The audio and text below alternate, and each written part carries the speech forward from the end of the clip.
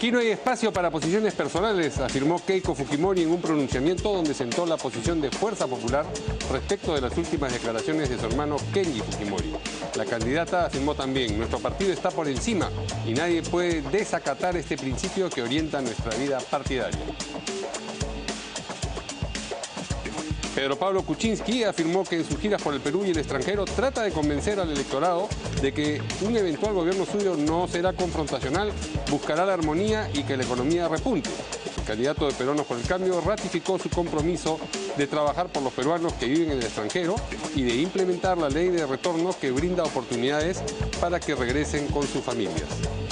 A partir del 16 de mayo, los aportantes de las AFP mayores de 65 años podrán solicitar el retiro del 95,5% de sus fondos, anunció hoy la Superintendencia de Banca, Seguros y AFP. El superintendente Javier Poggi precisó que habrá 3 modalidades de retiro: el 95,5% de su fondo, elegir una modalidad de pensión o una combinación de ambas opciones. La entrega de los fondos de los afiliados que hayan decidido retirarlo empezará el 27 de mayo. Y el fiscal de lavado de activos, Germán Juárez, revisará el informe final de la Comisión de Fiscalización sobre el caso de las agendas para incorporarlo a la carpeta de investigación por lavado de activos abierta con respecto a Nadine Heredia. Por su parte, el presidente del Congreso, Luis Iberico, condenó las amenazas de las que es objeto el congresista Gustavo Rondón, presidente de la Comisión de Fiscalización, por haber investigado el tema de las agendas. Y usted puede mantenerse informado siguiendo nuestra página web www.canaln.pe.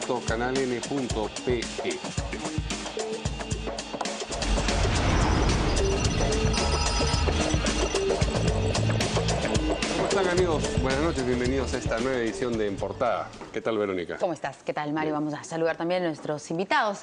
Tenemos a un congresista electo, virtualmente electo.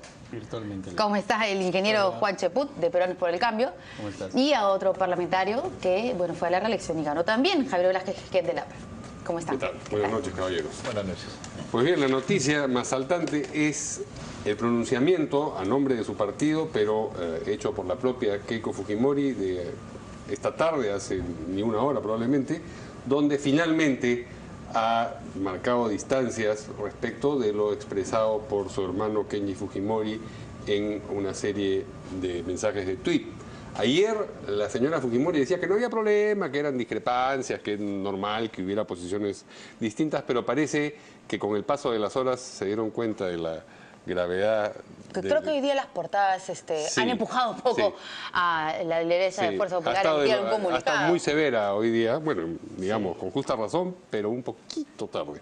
Vamos a recapitular lo que ocurrió. Empecemos con lo que expresó primero Kenji Fujimori a través del tuit. Ahí está. Keiko y yo creemos en la alternancia democrática y esa alternancia tendrá que darse también por casa, sin dirigencias enquistadas. La decisión es mía. Solo en el supuesto negado de que Keiko no gane la presidencia, yo postularé en el 2021, dijo. Esto a propósito de la declaración de la noche anterior, donde la señora Fujimori había dicho que en el 2021 no habría candidato a la presidencia con el apellido Fujimori, ¿no? Que quede claro, el próximo presidente del Congreso no voy a ser yo. Innecesaria reunión de bancada porque es mi decisión. Bueno, pero en realidad lo importante es lo que había dicho respecto a la candidatura presidencial. Entonces, cuando se llamó la atención acerca de lo que suponían estos tweets, marcando una distancia a propósito de lo establecido por la lideresa y candidata del partido, la señora Keiko Fujimori dijo en principio ayer que no había mayor problema. No sé si tenemos las declaraciones de ayer de Keiko Fujimori. No hay ninguna diferencia, no hay ninguna división, perdón, como lo están especulando. Que tengamos discrepancias de opinión, por supuesto, es natural, pero seguimos trabajando juntos, somos parte de un mismo partido y yo estoy muy contenta de que él haya sido elegido con la máxima votación en esta elección.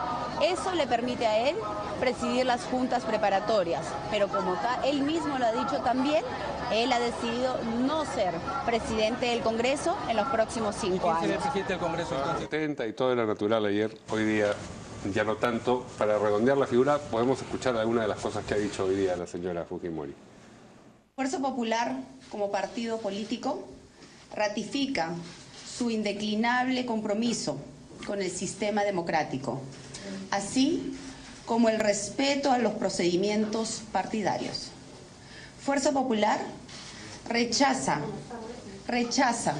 cualquier intento de alterar los procesos de elección interna con la autoproclamación de una candidatura 5 años antes de una elección. Nadie en nuestro partido está por encima o puede desacatar este principio que orienta nuestra vida partidaria. De otro lado, en nombre de los dirigentes del Comité Ejecutivo Nacional, los coordinadores regionales, los secretarios provinciales y demás dirigentes de Fuerza Popular, rechazamos aquellos calificativos de dirigencias enquistadas. Nuestro partido ha pasado por un proceso de apertura institucional y de renovación democrática, con cuadros nuevos que se vienen sumando en un trabajo intenso, y a cada uno de ellos solo merece nuestro reconocimiento y el agradecimiento por el compromiso demostrado. Fuerza Popular es el partido con mayor organización a nivel nacional y no vamos a aceptar que nos pongan esas mismas piedras en esta nueva ruta de esperanza. Fuerza Popular se ha consolidado como partido gracias a la unidad, disciplina y lealtad de sus integrantes. Aquí no hay espacio para posiciones personalistas y así lo deberán entender quienes pretendan mantenerse en el partido. Aquí hacemos política de manera seria, profesional, orgánica y en estricto cumplimiento con la ley y las disposiciones internas. Au. Bien duro, ¿ah? Bueno. O sea, si no, te vas. O yo entendí mal. ¿Qué dicen acá los congresistas? Bueno, lo que ha hecho Keiko es afirmar el principio de autoridad, venido al menos en estos días justamente por esta crisis interna generada por esta declaración de Kenji Fujimori de resaltar de que son un partido familiar, que la alternancia tiene que ver con familia y no con la democracia interna del partido, que es terrible. Además, el fujimorismo, que tiene una alta sensibilidad en el país por lo que hizo en la década del 90, tiene que de todas maneras afirmar no solamente con declaraciones, sino con una gestos, conducta, claro, la firmeza en el respeto a los valores democráticos, no solamente en el Estado, en el Parlamento, sino al interior de un propio partido. Cuando hay un parlamentario que se autoproclama candidato en 2021, entonces obviamente que esta declaración está reñida con todos los valores democráticos que deben inspirar a la democracia interna de los partidos. Entonces no le quedaba otra a Keiko que ella establecer que el principio de autoridad en el partido es más importante que cualquier aspiración personal, aunque sea de alguien muy cercano a ella como es su hermano, ¿no? Bueno, Kenji como un tifón, ¿no? Ha arrasado con todo lo que venía vendiendo Keiko Fujimori durante los últimos años, en el sentido de que había logrado construir un partido a nivel nacional, que lo había institucionalizado, que había recorrido las bases y que como consecuencia de eso había llegado a consolidar, ¿no?, a Fuerza Popular. Vemos que no es así, porque lamentablemente las declaraciones de Kenji no son aisladas ni son las únicas. ¿Cómo así? Hace un tiempo, hace una semana, el 11 de abril, Kenji había manifestado ya sus deseos de postular a la presidencia. O sea, no es una cuestión que se dé de manera aislada ni como consecuencia de la euforia o tal vez por las declaraciones de Keiko el domingo en la noche. Y además tampoco es una situación que sea la única. En el entorno de Keiko Fujimori lamentablemente ha habido 4 personas, o hasta más, ¿no?, de las que he podido contar, que han manifestado diversas cuestiones que tienen que ver con el autoritarismo. Lamentablemente, como consecuencia de la bancada hegemónica que tienen en estos momentos con 73 representantes, ¿no? Tenemos el caso de Cecilia Chacón, tenemos el caso de Héctor Becerril. ¿O hay acá un problema de es que casualmente político? La democracia se construye porque es difícil administrar el ego y la psicología humana. La democracia es la administración de las minorías. La democracia tiene que ver con la forma como uno busca consenso. El control, porque la gente tiende a abusar del poder, ¿no? Y hay inmensa literatura sobre eso, una gran cantidad. Entonces, hemos visto las reacciones iniciales de los parlamentarios electos, indicando que las leyes van a salir por un tubo, que las minorías son despreciables o que Fujimori va a salir por la puerta grande. Yo felicito el gesto de Keiko, pero es insuficiente y no creo que cambie la percepción que ya hay en la ciudadanía. ¿Cuál es esa percepción? Que lamentablemente existe un entorno fuerte todavía que cree que la democracia sirve para entronizarse, para permanecer en el tiempo, para hacer cambios o simplemente para actuar de manera hegemónica. O sea, usted lo que quería es que el señor Kenji Fujimori quería que postular en 2021, teniendo a Keiko Fujimori como presidenta, ganando ahora las elecciones del 2016, y que quería que se haga algún tipo de cambio en la ley para que él pudiera postular y así se vayan turnando. Podría ser. No, le pregunto, pues yo no creo, pero usted cree que sí.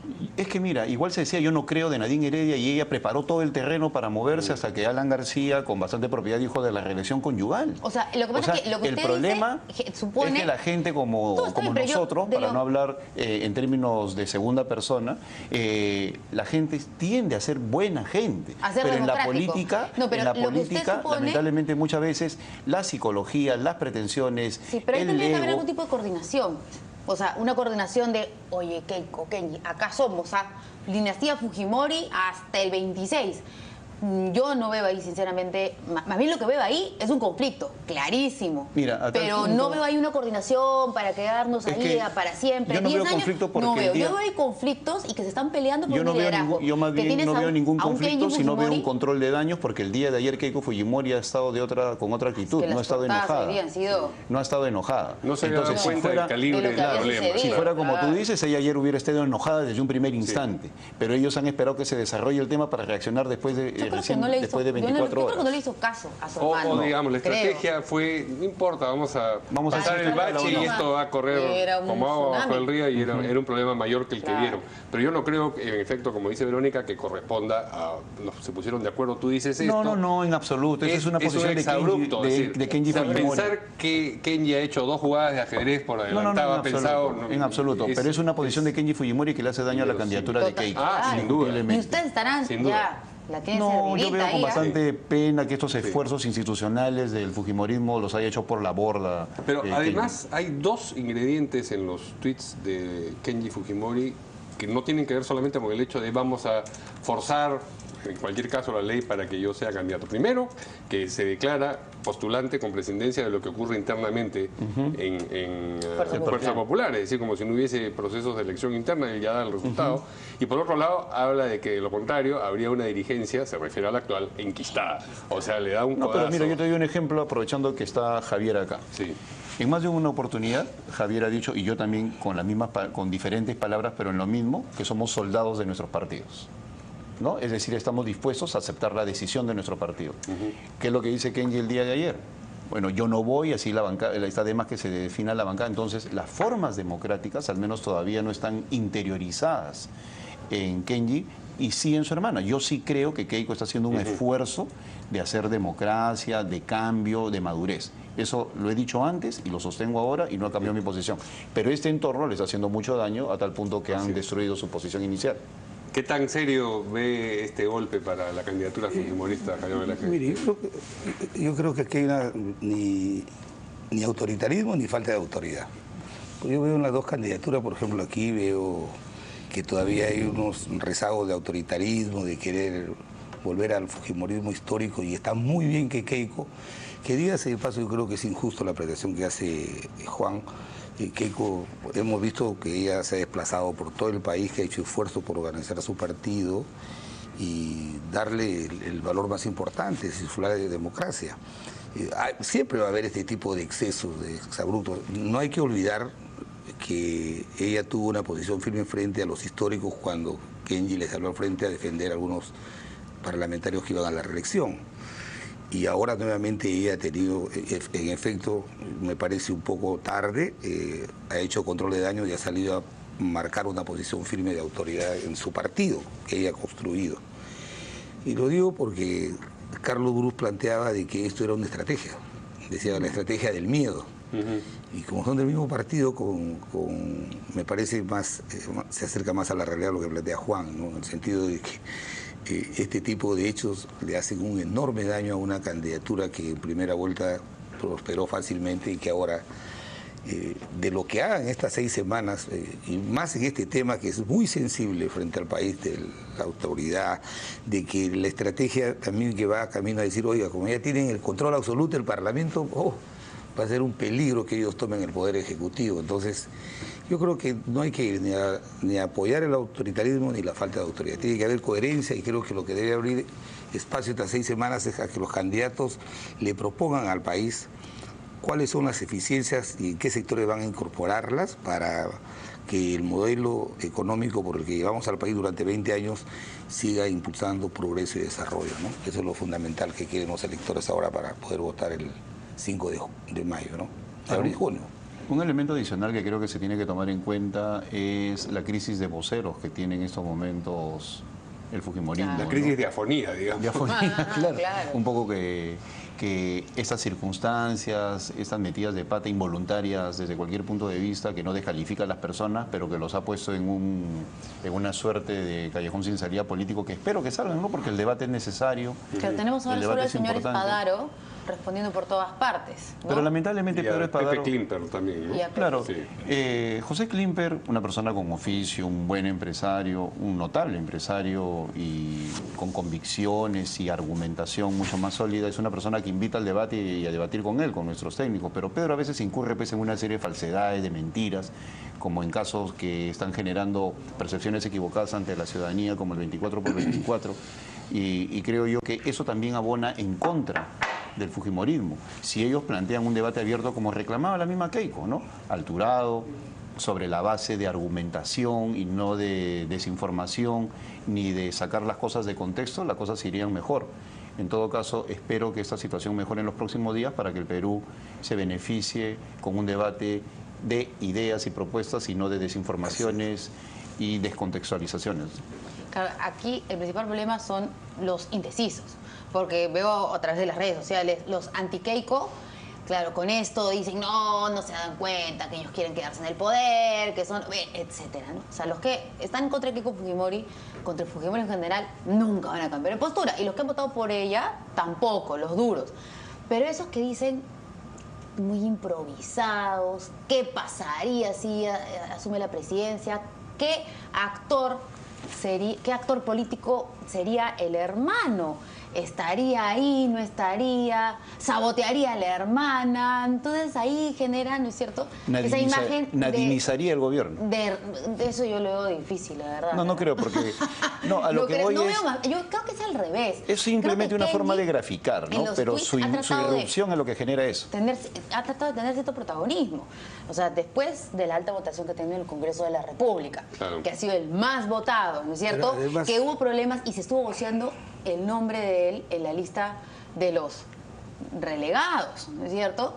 Y siempre dicen, ay, el congresista Kenji no lo tomó mucho en cuenta. Y de pronto es el más votado, como que reafirmó un poco su liderazgo, que lamentablemente se ve al interior de Fuerza Popular, no lo tiene, ¿no?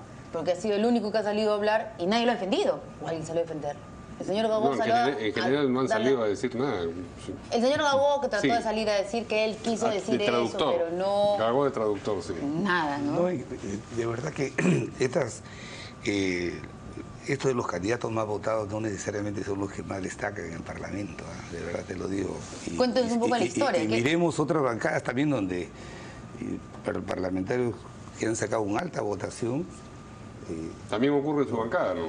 No, en la bancada Mauricio ha sacado... La votación corresponde. Merecidamente una alta votación. La vez pasada fue Luciana León. Merecidamente una alta votación. En el 2011 fue Luciana León. Lo que quiero referir es lo siguiente. Pero congresista, el fujimorismo no así, está bien, permíteme terminar, pero está bien, te voy a contestar la pregunta, pero permíteme terminar la reflexión.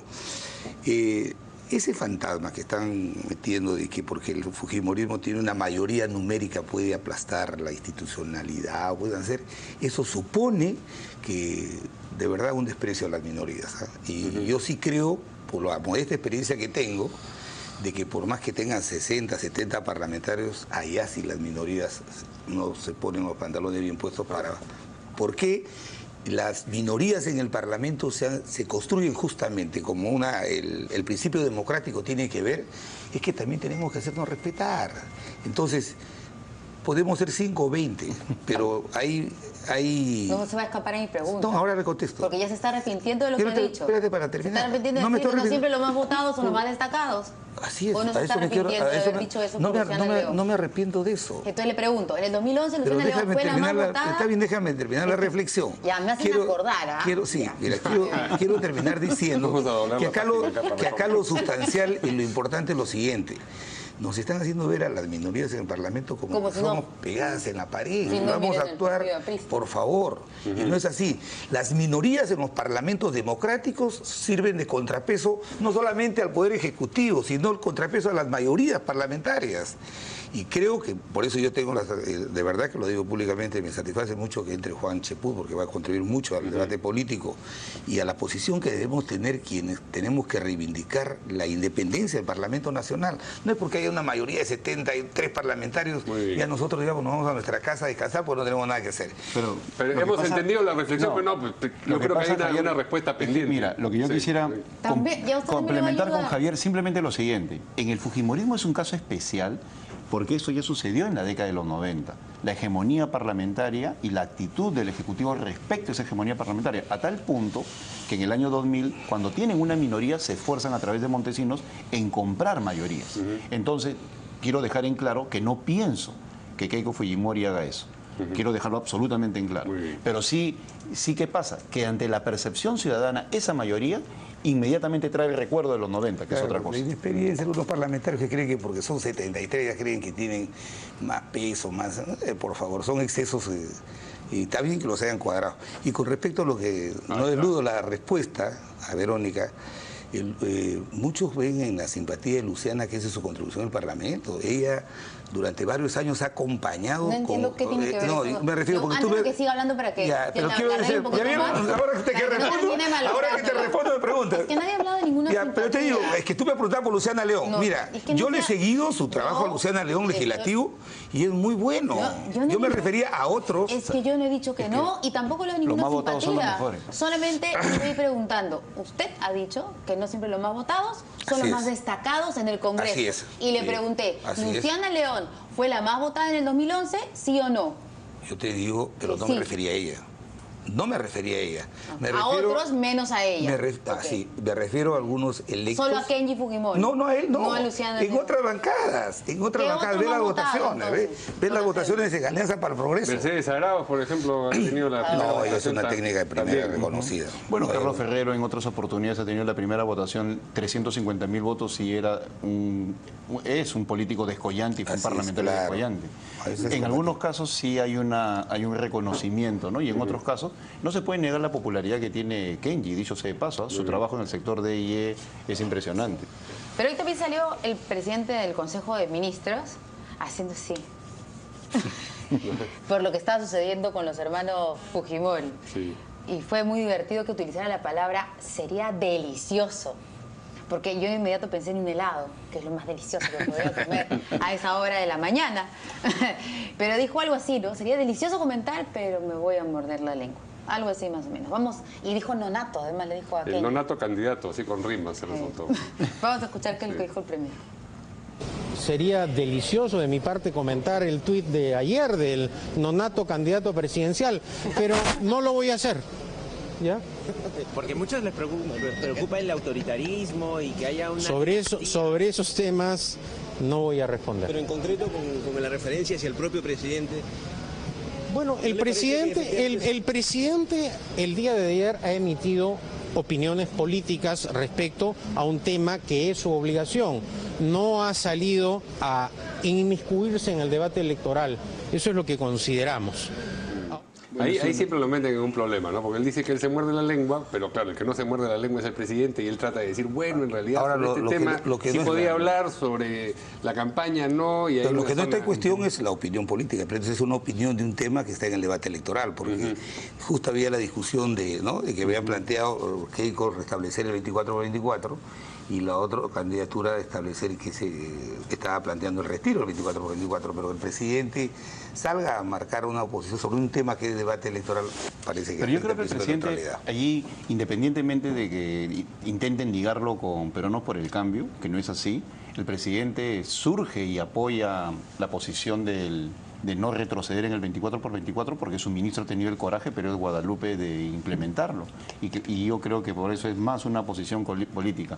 Ahora, la declaración de Pedro Cateriano tiene un toque florentino, pues, ¿no? Mete la daga, ¿no? Sin que nadie se dé cuenta y dice es algo delicioso y el no nato candidato, con lo cual ya dejó la estocada ahí, ¿no? Me parece... Ya no hace falta que diga más. Muy bien, él es político, ¿no? Genio y figura, me parece muy bien, no es necesario nada más. Aquí el congresista Daniel Labugataz, que nos está viendo y ojalá pronto lo tengamos por aquí, dice, ya vi ahora que Velázquez Queiquén, dice, ya cambió de apellido, con K. Sí, mire, Velázquez Queiquén ya no son 73 de Fuerza Popular, se suman 5 del APRO, ahora son 78. Ese es un nuevo apellido. Eso es la mejor evidencia que el gobierno está tras una candidatura. Porque él es, honestamente, le ha salido el primero decir yo voy a votar por tal, me parece legítimo. Él se ha distanciado del gobierno también. Ay, por favor. Todo es parte de una puesta en escena. Por favor, en determinados temas, pero no ha hablado una sola palabra en las agendas, no se ha pronunciado sobre su majestad. Obviamente que se ha enfrentado con otra bancada, pero no se ha atrevido a tener un punto de vista claro. A propósito del desembarco, Daniel Urresti sí ha tenido una confrontación con Palacio, ¿no? Era porque ya habían tocado carne propia, o sea, están retirando la candidatura. Sí. Pero es evidente que esta actitud del primer ministro, de decir yo no, le mete su guaraca a Kenji y cubre al presidente de la República, Daniel Labugataz, ya me parece me parece muy coincidente este apoyo a determinado candidato, ¿no? Volviendo a lo de Cateriano, Kenji Fujimori respondió, le dijo a Pedro Cateriano que es ahijado de Mario Vargas Llosa, el primer activista anti-Keiko. Yo creo que el segundo, el primero a estas alturas es el propio Kenji. Sí. Pero bueno, le ha dicho ahijado de Mario Vargas Llosa, los ataques del gobierno son contra Keiko, no contra Kuczynski, en fin,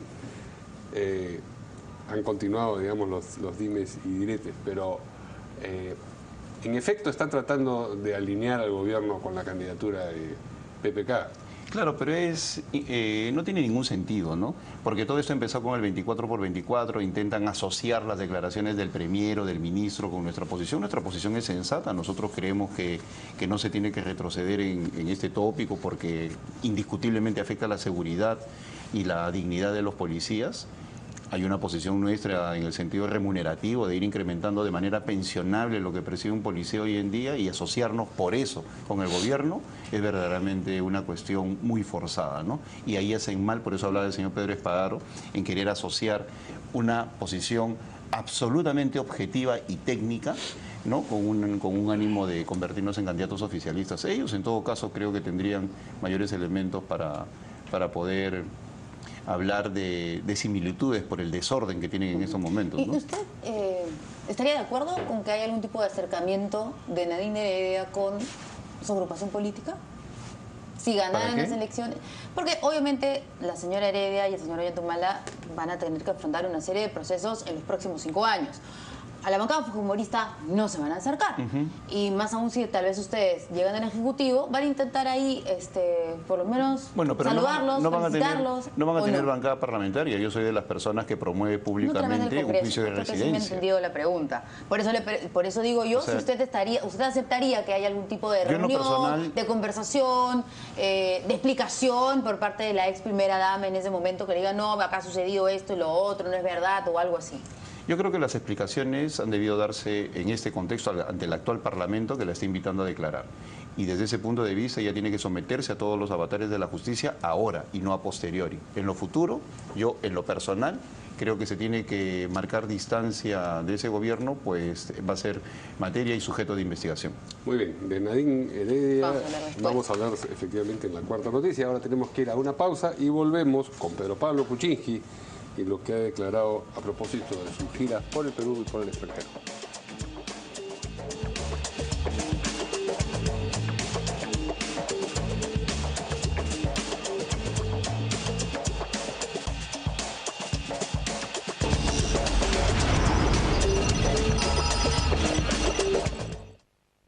Llegó a Perú un teléfono como nunca antes viste. Presentamos el nuevo Samsung Galaxy S7 y S7 Edge, con un diseño curvo que encaja perfectamente en la palma de tu mano. Una cámara diseñada para capturar tus mejores momentos, incluso en la oscuridad. Con carga rápida y memoria expandible micro SD. Un teléfono que te acompaña donde tú vayas, incluso bajo la lluvia o la ducha. Tú defines las posibilidades y nosotros redefinimos el teléfono. Samsung Galaxy S7 y S7 Edge. Rethink what a phone can do. Esta noche en la Hora N, una mesa de análisis en torno al sistema previsional con los especialistas Juan Mendoza, Aldo Ferrini y Felipe Morris. A las 9 de la noche, la Hora N con Jaime de Altaos.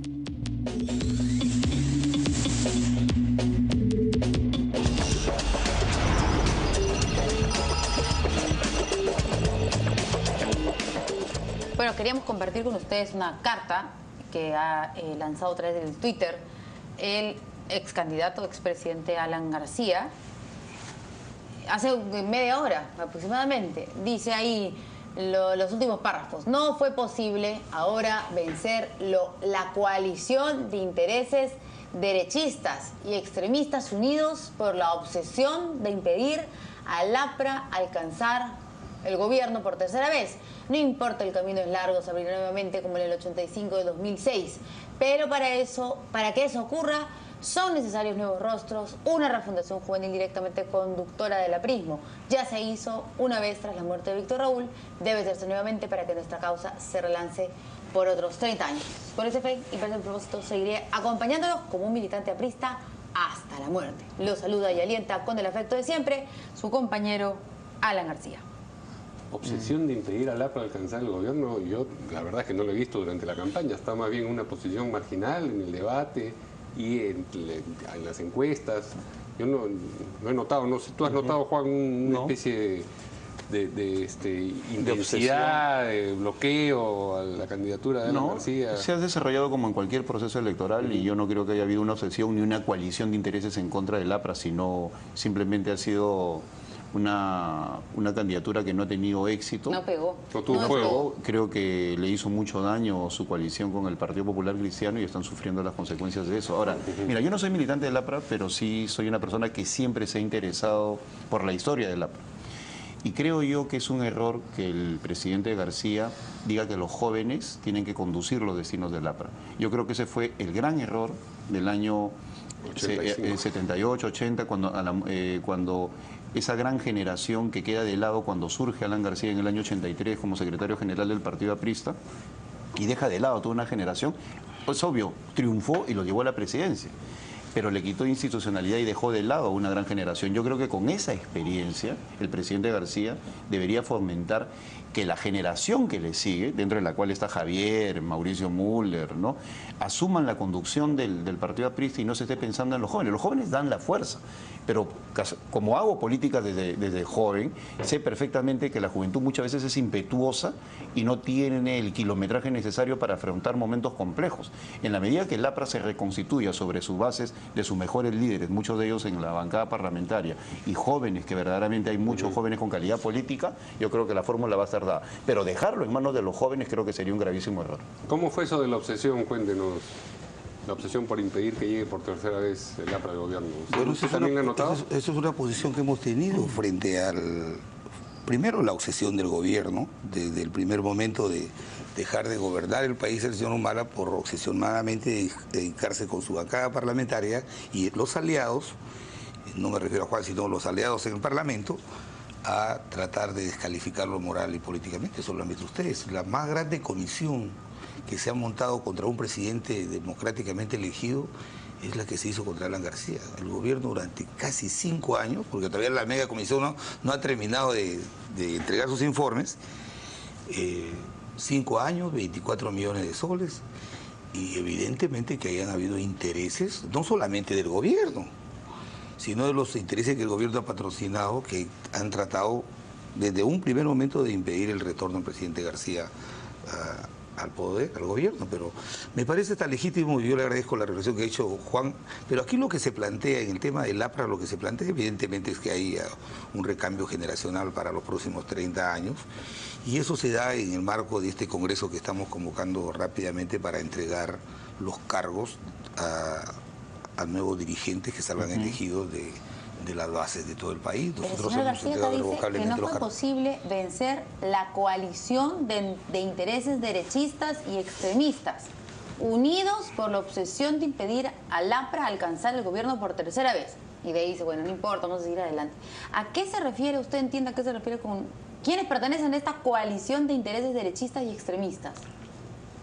Ya te lo he expresado.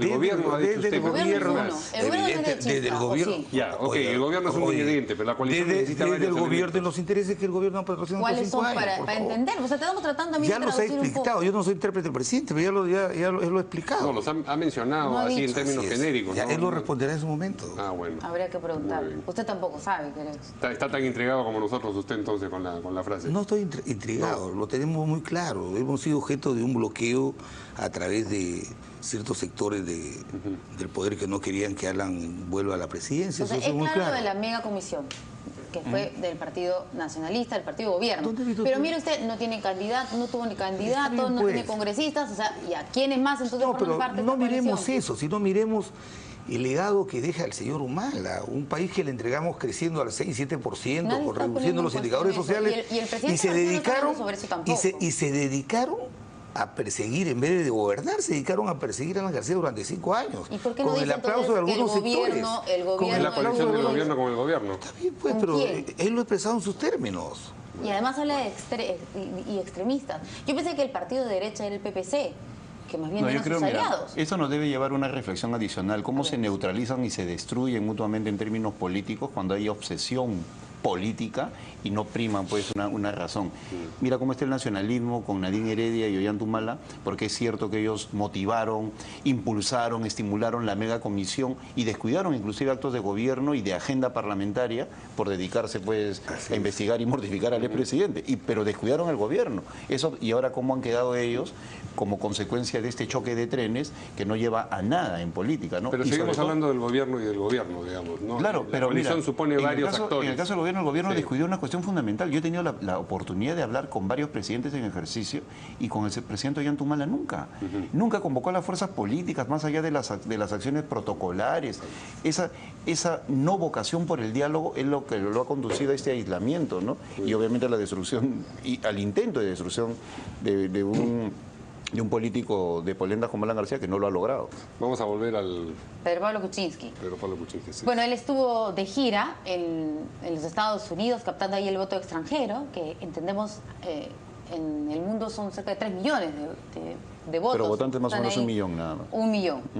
Ok, bueno, y bueno, lo que ha dicho es que está tratando de convencerlos y además ha ratificado su compromiso de trabajar por los peruanos que viven en el extranjero y de implementar la ley del retorno que brinda oportunidades para que regresen con sus familias. Vamos a escuchar sus declaraciones.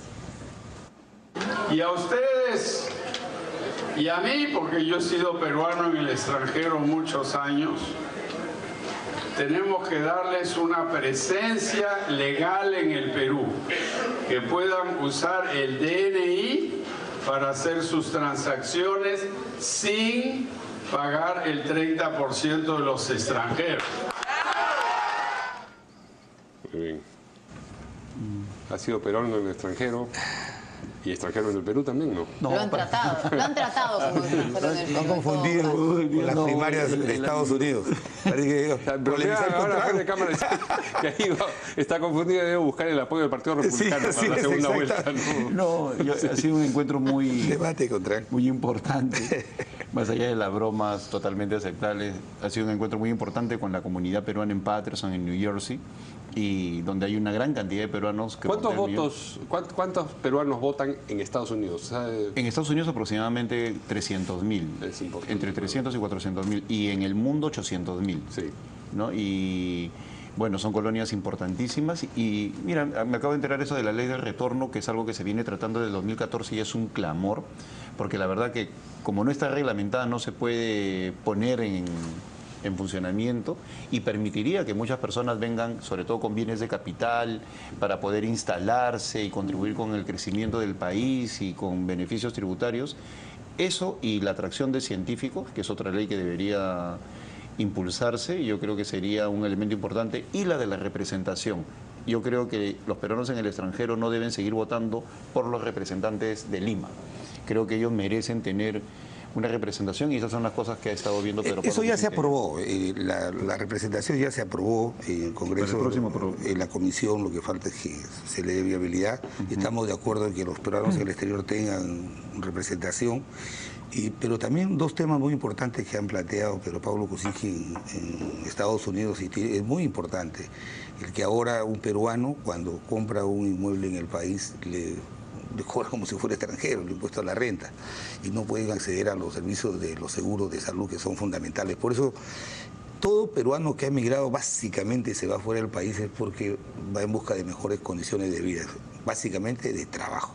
Y ahora que el país está por un camino de recuperarlo, de mostrarles un camino o un escenario apropiado para que vuelvan, creo que hay que darles todas las condiciones. Fíjense lo que ha pasado a raíz de la crisis en Europa, muchos peruanos han retornado al país, pero esta ley está orientada a atender o facilitarle las condiciones favorables para que puedan retornar, pero todavía no se reglamenta, ¿no? Creo que este es un buen tema del debate de estas 6 semanas en las que vamos a esperar de los candidatos cuál es su posición frente a la ley de retorno, ¿no? ¿Y les hubiera gustado en la agrupación de Pedro Pablo Kuczynski que él estuviera acá, en medio de este lío de los hermanos Fujimori? Porque, de hecho, a quien más beneficia todo esto es a Pedro Pablo Kuczynski, ¿no es cierto? ¿Han conversado con él sobre eso? No, porque yo creo que esta es una situación que tiene un desarrollo completamente ajeno a lo que él está haciendo allá, ¿no? Con una agenda ya anticipada, ¿no? De visitas a peruanos en el exterior y simbólica también, pues es una suerte de agradecimiento. Y que tiene que ver con nuestro plan de gobierno, pues nosotros no solamente estamos pensando en nuestros compatriotas en Estados Unidos, sino en el mundo. Cuando yo fui ministro de Trabajo, por ejemplo, firmamos un convenio en España para que la gente pueda tener acceso a salud y a pensión. Y he tenido oportunidad de reunirme con otros representantes de otras embajadas importantísimas como la de Japón, donde los peruanos también están clamando por eso. Entonces, la situación de desamparo... Vivir en Japón y tener un seguro... Porque lo que pasa es que cotizan para pensión, pero también tienen fondos acá en el Perú. Entonces, las personas que están en el extranjero tienen sus fondos en distintos lugares y no pueden gozar de una pensión adecuada o simplemente no han ingresado en el terreno de la formalidad en los países donde vienen trabajando y es necesario hacer convenios a partir de lo que se hizo con España. Entonces, el tema de nuestros migrantes en el extranjero es importantísimo más allá de los votos. Es una diáspora que genera rentas a través de los envíos de las remesas, aproximadamente 1.500 millones de dólares, y obviamente tenemos que pensar en ello. 3.000 millones, disculpa, 3.000 millones de dólares son los que represados en el mejor momento mira, es en el exterior. 1% del PBI. Así es. Muy bien, vamos a ir a una pausa rapidito y regresar justo hablando de pensiones sobre el tema de las AFPs y a partir de cuándo es que las personas pueden solicitar y cuándo en efecto retirar. Y desde los 65 años, ¿no? Porque hay algunos que se están entusiasmando. Vamos a volver con eso.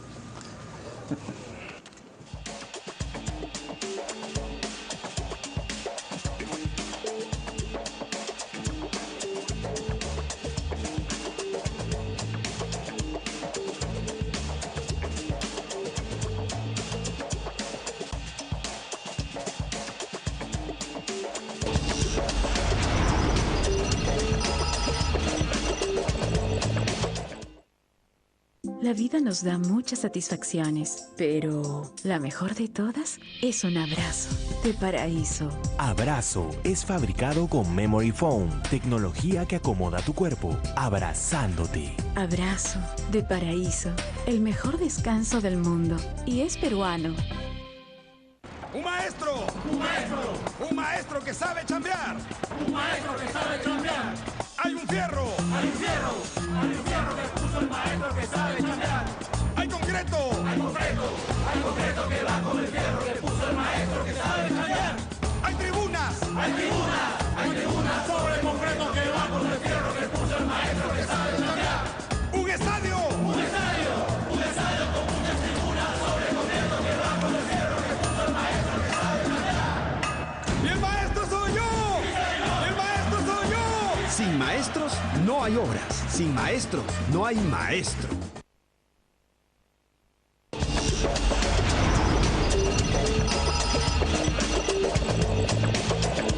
Muy bien. A partir del 16 de mayo es que los aportantes de las AFP mayores de 65 años van a poder solicitar el retiro del 95,5% de sus fondos.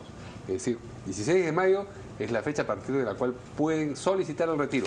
La fecha a partir de la cual pueden retirar, embolsar, digamos, ese retiro es el 27 de mayo. Bueno, hay poco. Son 10 días de trámite. 11 días más o menos. Pero me imagino que mucha gente estará pendiente de esto, no solamente los que han cumplido 65 años, sino también los que hayan hecho una jubilación anticipada. O sea, los que ya están en el proceso no van a poder hacer esto, tengo entendido. ¿En cuál proceso? Los que ya están a través de, por ejemplo, una aseguradora recibiendo una mensualidad, claro, ellos ya no. O sea, los que ya están en eso, o sea, la ley no establece. Si ayer, por ejemplo, ya habían empezado eso, no van a poder. Tiene que ser los alguien nuevos. se acogió la renta vitalicia, ya no. Okay. Así es. Esto lo ha anunciado hoy. Perdón, y te corté cuando dijiste los de 55 años también. Los que vayan a pedir. Los que han solicitado su jubilación anticipada, entiendo que es a partir de los 55. A pedirla, ¿no? A partir del 16 de mayo. Así es. Bueno, esto lo ha indicado el superintendente de Banca, Seguros y AFP, Javier Poggi, quien además ha dicho que hay 3 modalidades. Se puede solicitar el retiro del 95.5, se puede elegir una modalidad de pensión, que es lo que ya había siempre, antes, ¿no? O una combinación de las dos, es decir, supongo que se retira parte y no el 95.5 y con el resto se hace la pensión. Vamos a escuchar al superintendente de Banca y Seguros. Si hay personas que tienen ya más de 65 años, el día 16 de mayo se pueden acercar a su AFP, iniciar este procedimiento del paso 2, recibir orientación, recibir información. Se toman los 7 días por lo menos para hacer la evaluación que corresponda y pueden tomar su decisión de retiro. A eso hay que agregarle un máximo de 3 días hábiles y podrían estar retirando los fondos que así hayan decidido retirar. Cuando retire 95.5 resulta que el Congreso dijo aquí hay un 4.5 pero no dijo para qué. Entonces ese es el caso, en ese caso puntual se quedarían sin cobertura de salud. Hasta que el Congreso diga no, ese 4.5 era para transferirlo de salud, etcétera. Si es que fuera el caso. De lo que yo conversaba con el congresista, yo creo que no es tan fácil como decir guárdese el 4.5 y transfiérase a salud. Porque como les digo, si alguien decidiera retirar 10%, con el otro 85.5 estaría haciendo una pensión que le van a descontar el 4% porque así lo mandan las leyes, y además habría otro 4.5 que va de salud, entonces estaría haciendo un doble pago, estaría pagando más de lo que pago hoy día. Hay que decir. Comienzan a detectar los problemas con la ley aprobada. No, pero ¿qué problema? Yo creo que lo que... El destino de ese 4.5% que no está claro. Yo creo que, mira lo central. Esta visión apocalíptica de que el sistema privado se iba a derrumbar, de aquellos que muchos han salido a defender la riqueza de las AFP contra la riqueza de las familias, porque al final de cuentas este es un ahorro del trabajador que ha pagado los más altos costos porque le administren su fondo y que cuando llegaba a los 65 años le generaban un procedimiento en virtud del cual nunca veía su ahorro. Eso era de verdad insostenible. Y fíjate lo que ha pasado a raíz de la ley, todos los beneficios que está generando la ley. Primero, que la superintendencia está recuperando su capacidad de ser un ente regulador, porque han venido actuando y el país debe recordar por qué se promueve esta norma. Porque la SBS, con la anterior superintendente que estaba fuera del país, había procurado un mecanismo en virtud del cual iban a extender la expectativa de vida de los jubilados para diluir el pago, porque se estaban afectando las empresas aseguradoras. O sea, con lo que acaba de decir hoy día el ente regulador, que es la SBS, queda disipada cualquier duda de que el fondo de pensiones más bien va a ser más atractivo, se va a consolidar, porque como bien lo han dicho, ahora han salido oportunamente a decir, han generado un manual operativo, muy claro ya. Entonces, un manual operativo durante 3 días, te dan charlas y te dicen, mira, tú vas a cumplir tus 65 años y hay 3 etapas. Uno de 64 a 65 años, durante un año, le van a dar charlas a los eventuales jubilados para que sepan más o menos qué camino tomar al cumplir los 65. Y hay otra etapa en virtud de la cual a partir de los 65 les generan este manual operativo. En 3 días los capacitan, les dan toda la información de todas las opciones, todos los beneficios y también perjuicios que pueden tener si retiran el 95.5%, las garantías estatales, o sea que no accederán a pensión de 65, a pensión de invalidez, de sobrevivientes. Ahora, pero aquí lo importante... ¿Y es tanta plata? O sea, puede ser tan beneficioso porque, a ver, me imagino que ya muchos habrán sacado sus cuentas, ¿no? Y para que alguien hoy tenga 65 años y tenga que retirar su dinero, las AFP llegaron en el 93, 94, más o menos.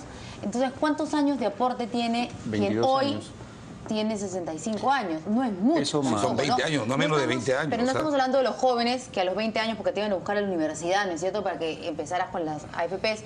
Ellos de repente sí, cuando tengan 65 años, van a poder tener ahí un fondo grande. El origen del fondo es la aportación más el bono de reconocimiento, ¿no? Que mucha gente ingresó con 60.000 soles, pero pasa a formar parte de tu bono. Yo creo que si se ha llegado a esta situación, y hay que decirlo con absoluta claridad, es porque las AFPs no han sabido seducir a sus clientes y lo han tratado siempre de una manera muy marginal y ahora, como no sienten una reciprocidad o un buen trato, bueno, se ha llegado a esta situación que no significa el colapso, y estoy de acuerdo en eso con Javier, pero sí puede tener una serie de situaciones emergentes en la línea de lo que decía Mario hace un rato.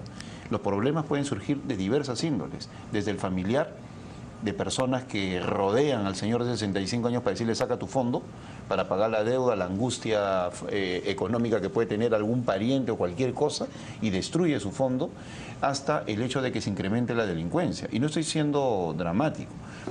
Tener una cantidad de plata que para mucha gente, como leía hoy en un artículo, la va a ver por primera vez junta, es un peligro y las recomendaciones tienen que ir desde el lado inclusive de lo artesanal, ¿no? No llevar el efectivo a la casa, tener ya un agente financiero para colocar ese dinero y no se desperdicie. O sea, no lo saque hasta que no sepa qué va a hacer. La sugerencia es, efectivamente, no saquen su fondo si no tienen bien en claro qué van a hacer, porque pueden perder todo en un día.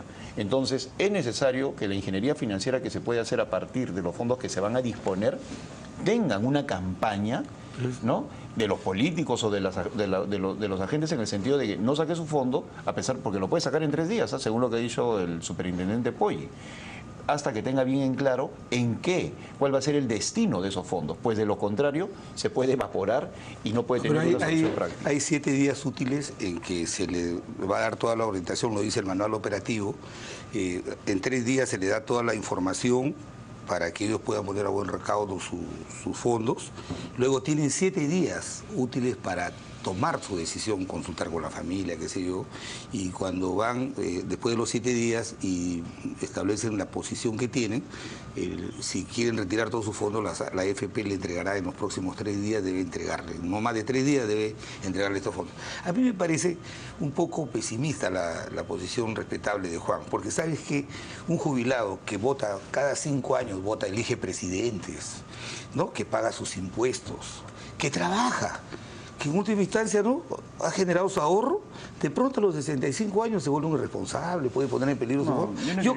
Yo creo que acá ha habido un desafío. Ha habido gente que estaba a favor de que se siga enriqueciendo las AFP en medio de una riqueza familiar. La riqueza de la familia, este ahorro de la familia, se puede trasladar a los herederos. Antes no la veían. Entonces, me parece que a partir de esta decisión, me parece que ha generado un estruendo que está reubicando la institucionalidad en el país. La SBS por primera vez está actuando en forma transparente, está generando los mecanismos, las herramientas para poder proteger los fondos de los pensionistas. Me parece atinado y correcto este camino. Cuando tú dices el tema del 4.5%, ¿qué se va a hacer? El destino de ese 4.5% el destino no lo ha previsto la ley, se va a presentar un proyecto de ley para complementar los alcances de la norma. ¿Por qué? Porque hay un pequeño fondo que tiene que cubrir, si un jubilado decide retirar todo su capital del fondo, entonces ya no va a tener derecho a la prestación de salud. Entonces, ese fondo, 4.5%, queda para generar un aporte progresivo y que pueda seguir gozando de la prestación de salud. Una aclaración sobre ese 4.5. Sí, va a salir un... la SBS ha planteado el día de hoy que va a plantear un proyecto de ley y en el Congreso ya se ha planteado. No. Salud, se tiene que precisar en la ley. Falta esa parte. Mi posición, disculpa, Verónica, no es apocalíptica, sino realista, ¿no? Y yo creo que lo fundamental es que desde el momento que tienen disposición para sus fondos tengan bien en claro cuál va a ser el instrumento financiero que va a permitir rentabilizar ese fondo o de lo contrario derivarlo a la compra de una casa o lo que quieran, pero que lo tengan claro antes de retirarlo, pues definitivamente puede haber problemas emergentes. Sí, lo que quería aquí mencionar justo es que Jorge Guillén en Perú 21 habló de la ley Lamborghini. En Australia dice que está vigente se viene desarrollando esta modalidad y que se llama así, Lamborghini, porque dice que muchos tienen visión a corto plazo y usaron sus fondos en Australia, usaron sus fondos para gastarlos en bienes que nunca pudieran adquirir en su vida. Como un auto Lamborghini. Y un auto se deprecia 20% del momento que lo compras y lo pones en uso. Entonces pierdes el fondo. No, yo lo que quiero decir, Javier, quiero que quede bien en claro, en cuidado que el ahorro de toda la vida puede convertirse, se puede evaporar si es que no se toma una buena decisión financiera, pues el ser humano lamentablemente muchas veces adopta decisiones que no son en su provecho. Mira, el tema, solamente para terminar el tema que acaba de mencionar Verónica, que es una preocupación eso del efecto de Lamborghini, no es verdad. Mira, yo tengo un informe del gobierno de Australia en que han hecho un estudio y la evidencia muestra que solamente el 30% de los jubilados que podían optar por el retiro total de sus fondos lo han hecho y que lo han usado mayormente para pagar deudas, para comprar inmuebles que le dan una mayor rentabilidad. O sea, y esto de la ley Lamborghini... O sea, puede haber una excepción. Yo mañana me puedo sacar mi fondo. Al final de cuentas, ¿de quién es el dinero? Por favor, ¿de quién es el dinero? ¿Del Estado? ¿De la AFP? No, por último... Todos estos son claro es que luego esas mismas personas no pueden ir al Estado a pedirle que... Claro, pero está bien, perfecto. Por supuesto que sí. Por supuesto que sí. Por eso están... Seguro de vida... Por eso está la plata, ahora quiero pensión 65. Por eso están estos 3 días de información que va a dar la SBS y los 7 días útiles para pensar y tomar la decisión. No van a querer convertirse en los solteros del año. Ni nada. Tenemos solamente 3 minutos para el último tema. Para el tema que felizmente que le pregunté sobre Nadine Heredia, porque de repente alcanza el tiempo. El fiscal de lavado de activos, el señor Germán Suárez, va a revisar el informe final de la Comisión de Fiscalización sobre el caso de las agendas para poder incorporar esta carpeta, ¿no es cierto?, por lavado de activos que se le abrió a Nadine Heredia. Y bueno, también ha salido, por supuesto, el presidente del Congreso a manifestar su desacuerdo a las críticas que se ha visto en los últimos días contra el señor Rondón. Bueno, la propia Nadine Heredia ha hablado bastante contra el congresista de Rondón, que es el presidente de la Comisión de Fiscalización, que está viendo justo este caso. Así que, bueno, el temor estaba, imagino, relacionado a eso, que el fiscal comience a recopilar información y que, bueno, todo el mundo más bien ha felicitado, menos la señora Heredia y su esposo, del trabajo que ha realizado la comisión, ¿no? Más bien. Es un trabajo que ha hecho la Comisión Rondón, bueno, desde mi punto de vista, y más allá de la performance del presidente, demostrando que sigue enamorado de su esposa, lo cual me parece muy bien. Este es un buen insumo para la Fiscalía, que tiene que investigar profundamente sobre el tema, sobre todo por el hecho que la señora Nadine Heredia ha mentido sistemáticamente sobre el tema y lamentablemente ya ha llegado a la situación de confusión que hay ahora, pues por la propia razón de su desempeño, ¿no? E indiscutiblemente se tiene que investigar. Estamos hablando de 13 millones de dólares y lo que ha dicho el congresista Rondón es que hay cuentas a nombre de familiares directos de la primera dama. Y la lección acá tiene que ser cualquier persona que es funcionario público. Este es un buen trabajo hecho por la Comisión de Fiscalización, pero además el fiscal Juárez es un fiscal bien competente, que ha hecho una buena investigación y tiene que el día lunes a más tardar ya pronunciarse sobre la investigación preliminar porque ha tenido 40 días adicionales que se vencían el viernes y tiene que producir. El informe de la comisión va a ser un insumo. De ninguna manera es lo que dicen los sectores del gobierno que pretende presionar a África. Más bien la actitud del presidente, como dice, que actúa como esposo y no como jefe de Estado, de querer decir, bueno, yo soy el responsable para sí desviar el sentido de la investigación. Vas a ver que yo creo que lo que va a pronunciar el fiscal Juárez va a ser en función de las pruebas que él ha podido actuar, que ha podido construir, y se va a determinar un nivel de responsabilidad que va a estar vinculado al proceso y no a intereses políticos o sesgos como sectores del gobierno lo han querido hacer aparecer, ¿no? Se nos acabó el tiempo. Muchas gracias. Pero les agradecemos mucho a nuestros invitados, su presencia aquí esta noche. Nos vemos mañana aquí en Portada. Buenas noches.